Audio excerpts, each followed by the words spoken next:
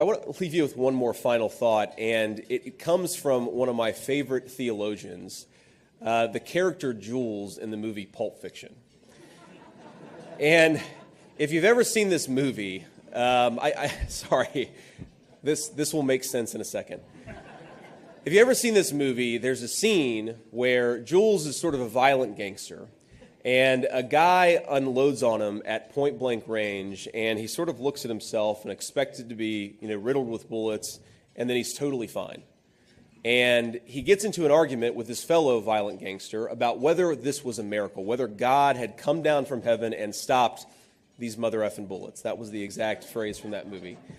And they argue about it, and they go back and forth, and the guy says, and Jules, this is Samuel L. Jackson's character, says, well, look, it's not about whether God changed Coke to Pepsi or found my car keys.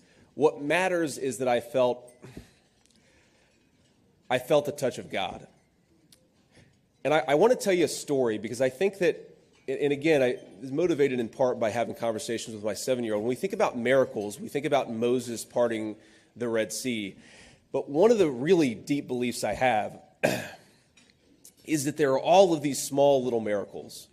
And if you look for them, you actually see them. And I'll tell you, yesterday morning, I woke up, I went to bed around 1 in the morning, and I woke up around 3:30 in the morning.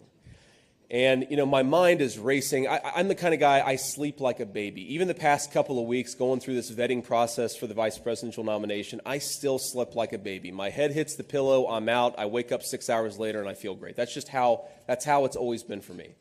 But for some reason yesterday, on the morning of the biggest speech of my life, I've got 2.5 hours of sleep. My kids aren't going to be up for 3 or 4 hours, so I'm bored, alone, anxious, and thoughts are racing through my head a mile a minute. And I say very simply, after 30 minutes of trying to count sheep or count backwards from 500 to 1, I finally just say, Jesus, please help me. And